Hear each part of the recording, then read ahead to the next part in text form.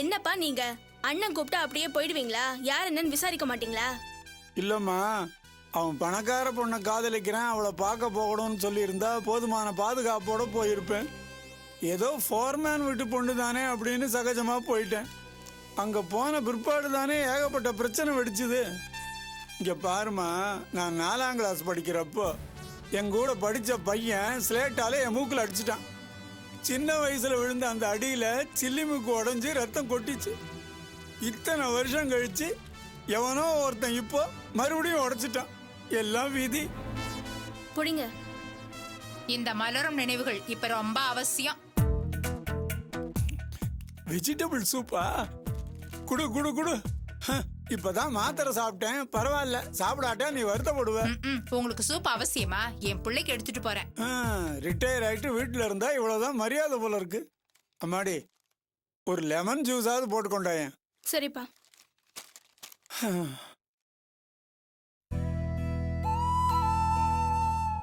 ஆனந்து, டேய் ஆனந்து, எந்திரிப்பா, இந்த சூப்ப குடிப்பா.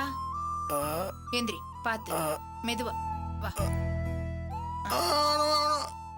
சரி, நீ எந்திரி. மெதுவா மெதுவா. கொடுபாவி பசங்க. போயும் போய் நல்ல வீட்டுல பொண்ணு பார்த்தடா. நீ பொண்ணு பார்த்த லட்சணம் எல்லாம் போதும். இனிமே நானே உனக்கு ஒரு நல்ல பொண்ணா பாக்குறேன். இந்த சூப்ப குடி. இப்படி போட்டு அடிச்சிருக்கானுங்களே. உங்க அப்பாவுக்கு மூக்குல காயம், உனக்கு உடம்பெல்லாம் காயம். ஆளுக்கு ஒரு மூலையா படுத்துக்கிட்டு வீடே ஆஸ்பத்திரி மாதிரி ஆயிடுச்சு. இதுக்குதான் நாங்க கிளம்பும் போதே எங்க கூட வந்துடான்னு கூப்பிட்டேன். அம்மா, அப்பா வந்து கை வச்சிட்டாங்க. நம்ம சென்ற காரணம் தான் அவங்கள சொன்னேன். அதுதான் போயிடுச்சு. ஒரு போலீஸ்காரன் இப்படி அடி வாங்கிட்டு வந்து படுத்திருக்கேடா. சரி சரிம்மா, அதே சொல்லி கேட்டதா சொல்ல இருக்கிறத ஊந்துரு போகுது. ஆமாப்பா. இந்தாப்பா.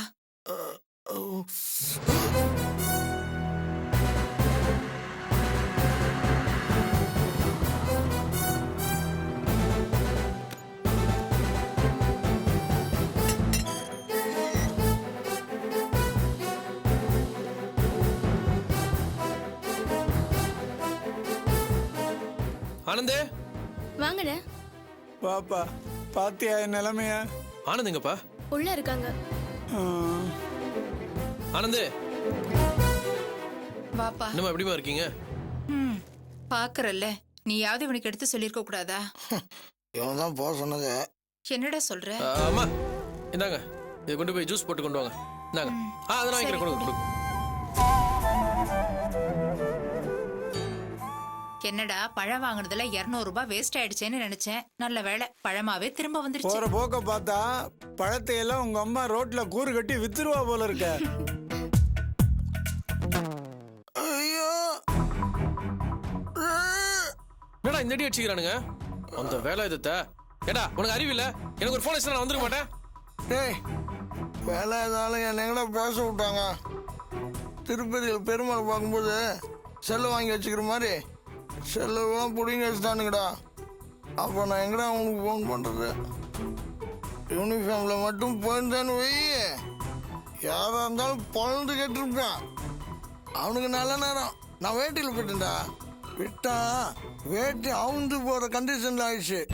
சரி, மானம் போகிறத விட அடி வாங்குறதே மேல்னு வாங்கிட்டேன். சரி, இப்போ துளசி விஷயத்துல மேற்கொண்டு என்ன பண்ணலான்னு முடிவு பண்ணிருக்க? எது? கல்யாணம் பண்ணா அவள் தான் பண்ணுன்ற வேகமே எனக்கு இப்போ தான்டா வந்திருக்கு. அதான் வாங்குறதெல்லாம் வாங்கியாச்சு. அவனுக்கு அடி எப்படி இருக்குன்னு தெரிஞ்சு பயம்லாம் விட்டு போயிடுச்சு. நான் தாலி கட்டினா துளசி கழுத்து தானே கட்டுவேன். அதுல நீ உறுதியா இருக்கியா? ஏய், கண்டிப்பா மச்சா, உள்ட்டே இருக்கேன். கவலைப்படாத, உனக்கு துளசியை நான் கல்யாணம் பண்ணிடுறேன். டேய், நாளைக்கு அவள் தூக்கிடலாமா? டேய், அவசரப்படாதடா. அவளை எப்போ எப்படி தூக்கணுன்றத பிளான் பண்ணி தான்டா தூக்கணும். ஸ்கெட்ச் போட்டு தான் தூக்கணும். ஆனா நீ துளசி கல்யாணம் பண்ணிக்கிறது உறுதியா இருக்குல்ல? ஏய், இந்த ஜென்மத்தை எனக்கு கல்யாணம் நடந்தா அது துளசி கூட தான்டா. டேய், நீ கொடுக்குற கேரண்டி வச்சு தான் இந்த வேலையில் இறங்க போறேன். துளசி கழுத்துல தாலி கட்ட தயாரா இரு.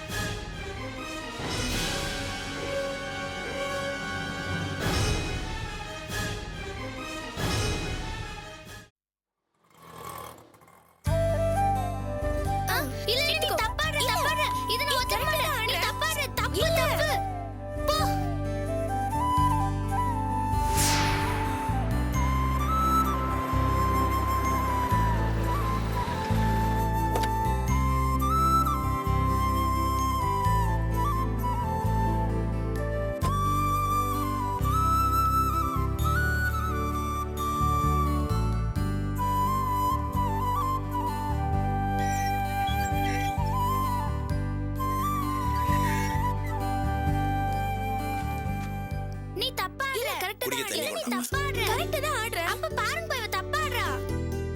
இந்த பானை எடுத்து இங்க நீங்க வை. போங்கப்பா. போன வேலை என்னங்க ஆச்சு? வண்டியை வித்தாச்சா? தீபாவை எப்ப காலேஜ்ல சேர்க்க போறீங்க? கடைசி நிமிஷத்துல சேட்டு கையை விரிச்சிட்டாரு இந்திரா. நம்ம நினைச்சது என்ன நடக்குது? சேட்டு நம்ம வண்டியை வேணான்னு சொல்லிட்டாரு.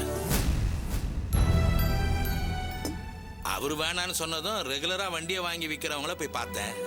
நம்ம தீபாவால தான் வேலாயுதம் ஜெயிலுக்கு போனாருன்ற விஷயம் எல்லாருக்கும் தெரிஞ்சிருக்கு. அதான் நம்ம வண்டியை வாங்குறதுக்கு பயப்படுறாங்க. யார்கிட்ட போனாலும் உன் பொண்ணு பிரேக் இன்ஸ்பெக்டர் வேலாயுதத்தை ஜெயிலுக்கு அனுப்பிட்டா, நாளைக்கு இந்த வண்டியை வாங்கினா நேம் டிரான்ஸ்ஃபர் பண்றதுக்கு அவர் தான் கையெழுத்து போட்டாகணும். அவர் பாட்டுக்கு ஃபைலை வாங்கி கிடப்புல போட்டுட்டாருன்னா அது பெரிய பிரச்சனை ஆயிடும்னு சொல்லி பயப்படுறாங்க.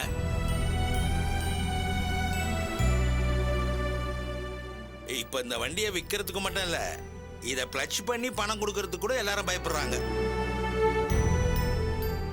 அப்பா, மத்தவங்க பயப்படுறாங்கங்கிறதுக்காக நான் சொல்லல. இந்த வண்டியை விக்கிறது நம்ம குடும்பத்துக்கு நல்லது இல்ல. இதத்தான் நான் ஆரம்பத்துல இருந்தே சொல்றேன். நீங்க தான் கேட்கவே மாட்டேங்கிறீங்க. என்னம்மா பண்றது? நான் சொன்னதை நீ கேட்கல, நீ சொன்னதை நான் கேட்கல. எல்லாருமே அவங்க சொல்றது தான் நியாயம்னு நினைச்சிட்டு இருக்கோம். அதான் பிரச்சனையே.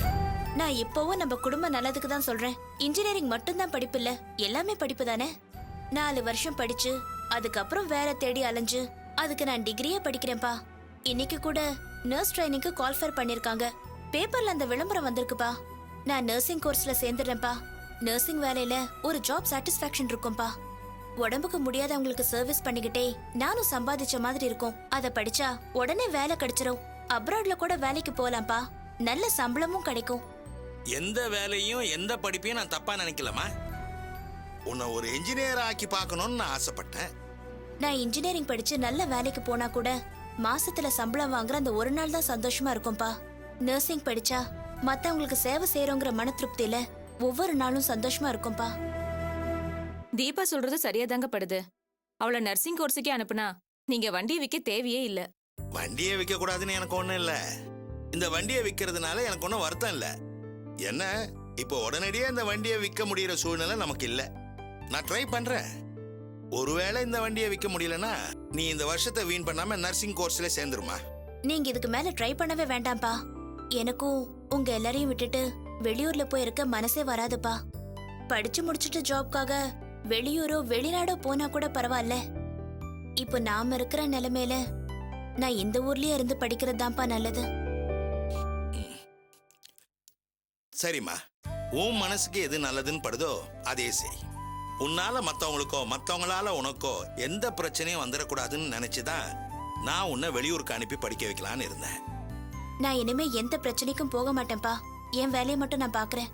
என்ன நினைச்சு நீங்க கவலைப்படாதீங்க.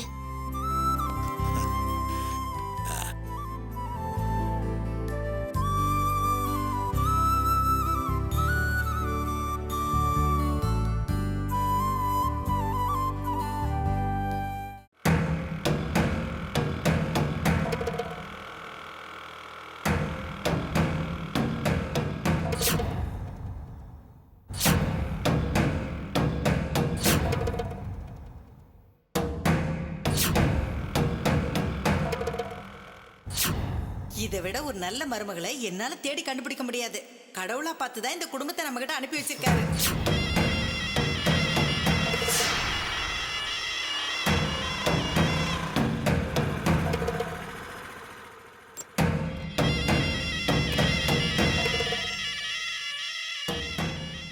எங்க ஒரு ஃபோன் பண்ணிக்கலாமா? பண்ணிக்கோங்க.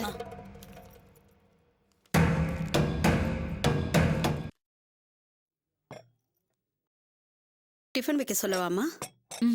அப்பா வரட்டும், அப்புறம் சாப்பிடுறேன்.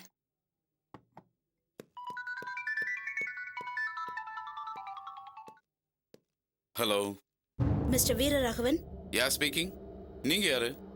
நான் யாருங்கிறது முக்கியம் இல்ல, நான் சொல்ல போற விஷயம் என்னங்கிறது தான் முக்கியம். உங்க பொண்ணுக்கு நீங்க பாத்துருக்கிற மாப்பிள்ளைய பத்தி நீங்க தெரிஞ்சுக்கணும்.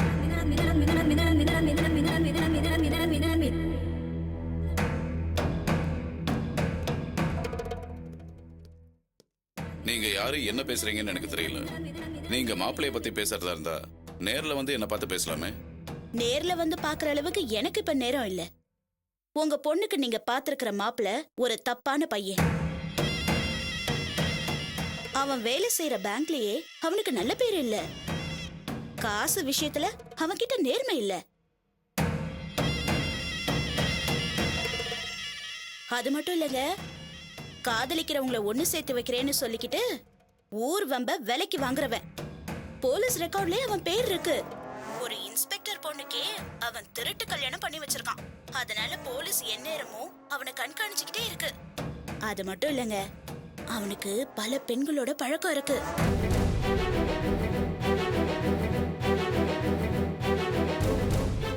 அப்படிப்பட்டவனுக்கு போய் உங்க பொண்ணு தர முடிவு பண்ணிருக்கீங்களே, உங்க பொண்ணோட வாழ்க்கை நல்லா இருக்கணும்னு உங்களுக்கு அக்கறை இல்லையா? உங்களுக்கு வேற மாப்பிள்ளையே கிடைக்கலையா? ஹலோ ஹலோ ஹலோ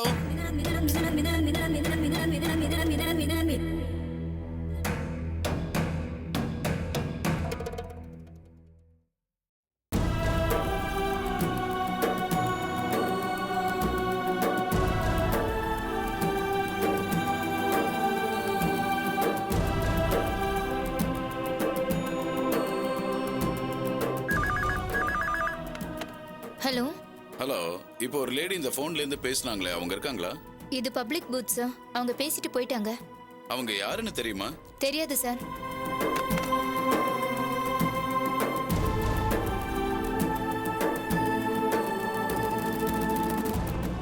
டாடி, உங்களுக்காக நாங்க வெயிட்டிங். சீக்கிரம் வாங்க. நீங்க சாப்பிடுங்க, நான் வரேன். நான் போய் கூட்டிட்டு வரேன்.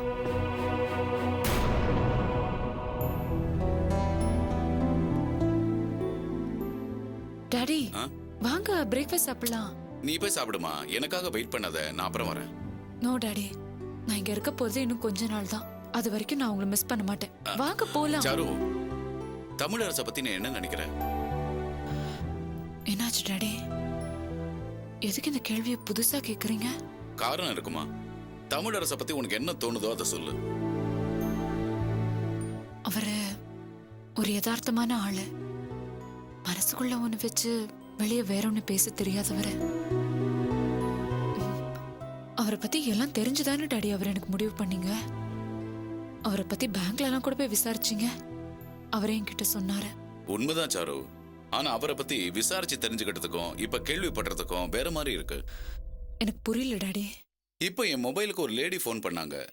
நீயே கேளு. நீங்க யாரு, என்ன பேசுறீங்கன்னு எனக்கு தெரியல.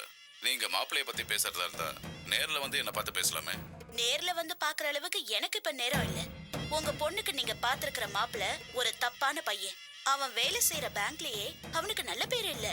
காசு விஷயத்துல அவன்கிட்ட நேர்மை இல்ல.